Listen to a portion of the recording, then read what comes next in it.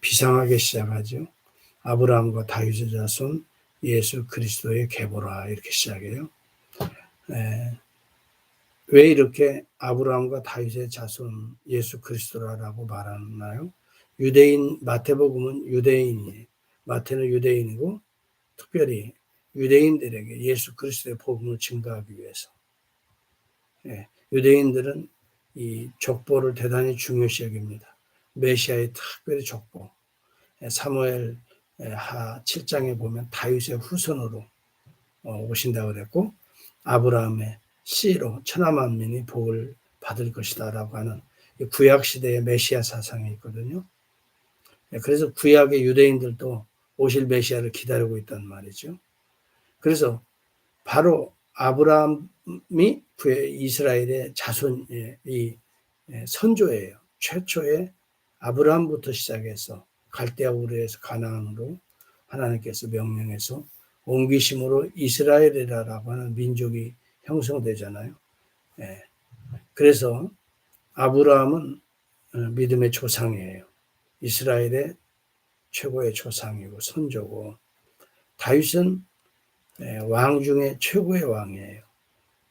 그래서 아브라함과 다윗을 유대인들은 존경하고 또 그들의 씨앗으로 그들의 후손으로 오실 메시아는 아브라함보다 더 위대할 것이고 다윗보다 더 위대할 것이다 라고 기대하는 메시아 사상이 그들에게 있습니다. 그래서 마태복음은 바로 유대인들이 그렇게 지금 이 때를 기록한 마태복음이 기록되는 횟수가 그때의 역사적 배경은 로마의 종속국이었잖아요. 그래서 유대나라는 사실상 없어진 거나 마찬가지. 그 가운데에 메시아가 오셔서 자기 민족을 어떻게 해요? 해방시켜 주실 것을 로마로부터 압제로부터 그래서 더욱더 메시아 사상을 가지고 기대하고 있는지도 모르겠어요.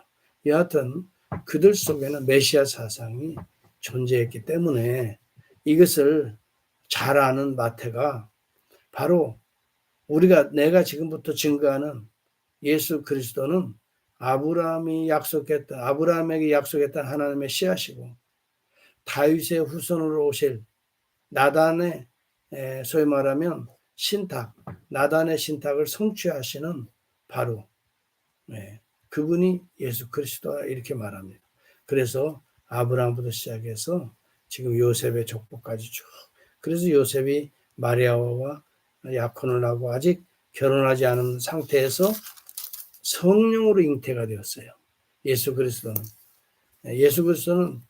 우리가 알아야 될 첫 번째는 아브라함의 후손으로 약속된 씨앗이에요. 하나님의 씨예요. 그리고 다윗의 후손으로 오실 왕중왕이에요. 바로 그 성취로 오시는 하나님의 아들 메시아라는 사실이고 두 번째는 그렇기 때문에 인간의 몸을 가지고 오지만 씨앗은 하나님의 씨를 가지고 오는 거예요. 그래서 성령으로 잉태되어야 되는 거죠. 만약 요셉의 씨앗이다면 그는 인간에 불과해요.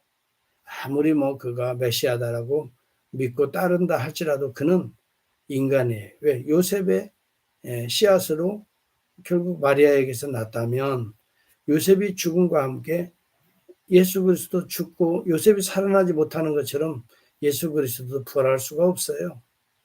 구속이 일어날 수가 없다고요. 성령으로 잉태되어야 성령은 불멸이에요. 하나님이 어떻게 멸합니까? 그래서 죽은 자 가운데 다시 살아나시는 거거든요. 성령으로 잉태되어야 죄인이 아니에요. 여러분 인간은 모두가 다 범죄했어요. 로마 3장에 16절 이하에 23절까지 모든 사람이 죄를 범하였으며 아담 이후에 인간 모두는 다 범죄한 씨앗들이에요. 그러면 예수가 아무리 하나님의 아들이라 온다 할지라도 그는 범죄한 씨앗이고 또 죄인 중에 하나예요. 그렇다면 그는 구속자가 될 수가 없어요. 아무리 메시아로 추앙을 받고 백성들의 그런 인정을 받고 선한 일을 하고 기적을 일으킨다 하더라도 이 땅에 오실 메시아가 하실 일은 정치적인 메시아가 아니라 우리를 죄로부터 구속하시는 일을 하시기 위해서 오시거든요. 그런데 그 죄를 구속을 못해요. 왜? 죄인이 어떻게 죄인을 구속합니까? 다시 말하면 죄값을 치러야 될 자가 남의 죄값을 어떻게 치러줍니까? 다 같이 죄값으로 감옥에 들어가고 무덤의 철장에 갇혀야 될 죄인들이에요.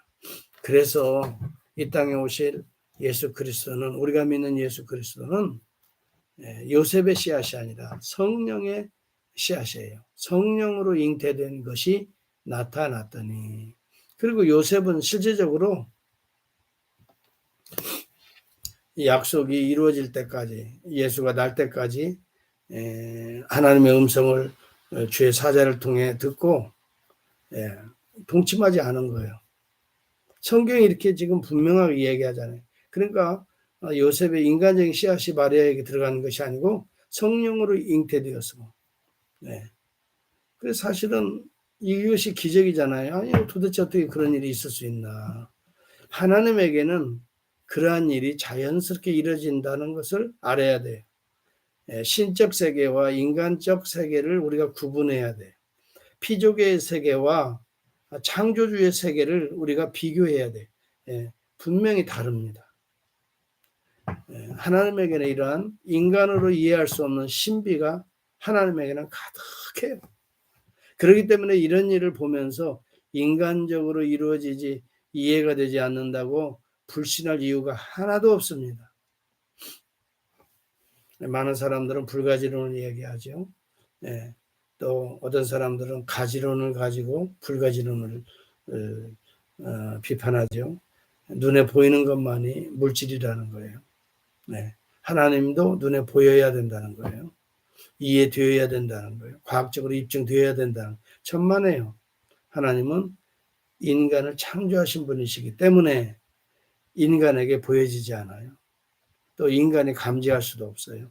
인간에게 더더욱 과학적으로 인간의 과학으로 입증할 수도 없거니와 입증되어지지도 않아요. 여러분, 우리가 알아야 될 것은 하나님에게는, 그래서 알시스 프로 박사나 수많은 신학자들이 이런 얘기를 합니다. 하나님에게는 모순이 아니라 신비가 존재할 뿐이다 그랬어요. 패러독스, 역설이 존재할 뿐이에요. 하나님의 신비 안에 있는 역설적인 교훈이 우리에게 주어진다는 거예요. 인간이 이해 못하는 것은 하나님에게는 신비예요. 하나님의 신비가 하나님에게는 자연스러운 거지만 인간에게는 신비로 보이는 거죠. 왜? 인간의 언어의 구조나 생각의 구조나 그 다음에 판단의 구조가 한시적이고 또 영역이 주어져 있기 때문이죠. 그 영역을 벗어날 수가 없어요. 자, 그래서 우리가 성령으로 잉태되었기 때문에 우리의 죄를 구속할, 또 우리를 죄로부터 구원할 예수가 되는 거예요. 21절에 보면 아들을 낳으리니 이름이 예수라 하라. 이는 자기 백성을 그들의 죄에서 구원할 자이심이라 그랬어요. 바로 예수 그리스도는 구원자라는 말. 예수란 말은 구원자라는 말이에요. Savior. 구원하다. 예를 들어서 물에 빠져서 이제 급류에 휩쓸린 자들을 레스큐들이 가서 그들을 건져내잖아요.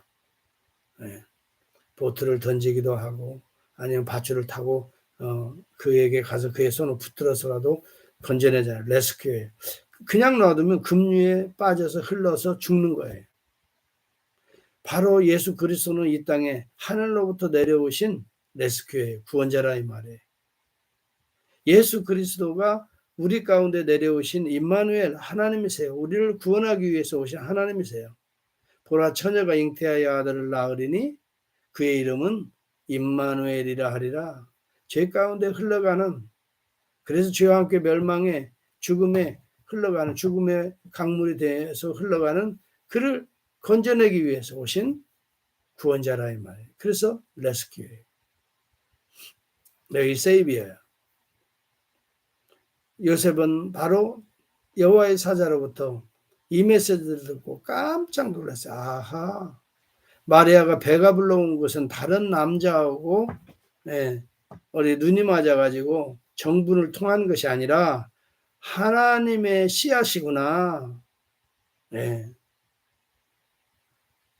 하나님의 씨가 성령으로 잉태되었구나. 이것을 그가 믿은 거예요.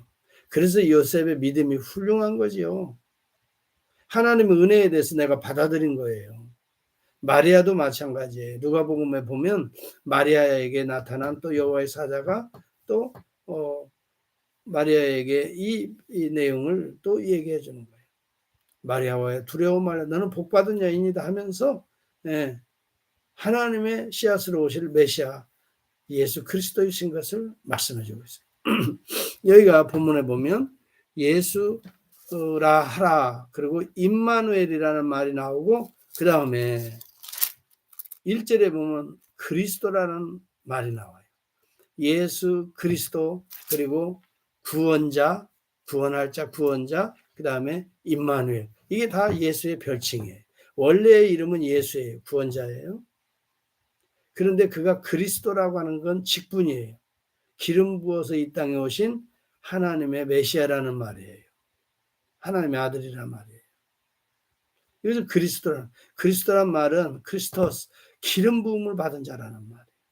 예수는 단순한 인간의 씨가 아니라 하나님과 동일한 신성을 가지고 동일한 직분을 가지고 동일한 권세와 권유를 가지고 이 땅에 오셔서 우리의 죄를 대속하실 그리스도라 이 말이에요. 그게 직분이에요. 예수가 오셔서 하실 일에 대한 직분이 그리스도라는 말이에요. 그러므로 여러분 그리스도라는 말을 잘 이해해야 돼요. 예수 그리스도. 그리고 나의 주라고 나중에 이제 고백하잖아요. 나의 주, 나의 하나님이십니다. 주라는 말은 이 큐리오스라는 말인데 야훼라는 말이에요. 하나님이라는 말이에요. 그래서 나의 주 하나님, 야훼 하나님입니다. 이렇게 말을 해요. 아니 성부 하나님이 계신데 예수를 또 야훼 하나님이라고 말하는 거거든요. 동일 본성으로 오신 야훼와 동일하신 신격으로 동일한 영혼성과 동일한 권능을 가지신 하나님이라는 그런 고백이에요. 여기에서 삼일체가 신학적으로 나오는 거죠. 우리는 알아야 됩니다. 우리는 믿어야 됩니다. 이 땅에 오신 예수 그리스도는 우리의 죄로부터 우리를 건져내실 유일한 중보자예요. 디도서 2장에 보면은 그분만이 하나님의 신성을 가지고 오신 죄가 없으신 분이시기에 우리의 죄를 구속할 유일한 중보자요. 새 언약의 중보라 이렇게 말씀했어요. 여러분 오늘 우리 주 예수 그리스도만이 유일한 중보자, 유일한 구원자요. 유일한 길이요 진리요 생명이라는 이 믿음을 가지고 오늘 우리 주 예수 그리스도만을 우리 마음속에 영접하시고 그리스도와 함께 동행하시고 그리스도와 함께 죄로부터 오늘도 싸워 이기시고 죄를 여러분 죄로부터 세상의 백성들을 건져내는 이 거룩한 일에 쓰임받는 사명자가 될 수 있기를 바랍니다. 그분은 우리와 함께 하시는 임마누엘입니다. 하나님이십니다. 오늘 예수 그리스도는 이제 십자가와 부활 또 승천을 통해서 하늘에 오르셨지만 그의 영을 통해서 성령을 통해서 우리 가운데 내주하시는 하나님이십니다. 오늘 성령을 통해서 오늘 주님의 이름을 부르시고 주의 길을 걷고 또 주와 함께 동행하시고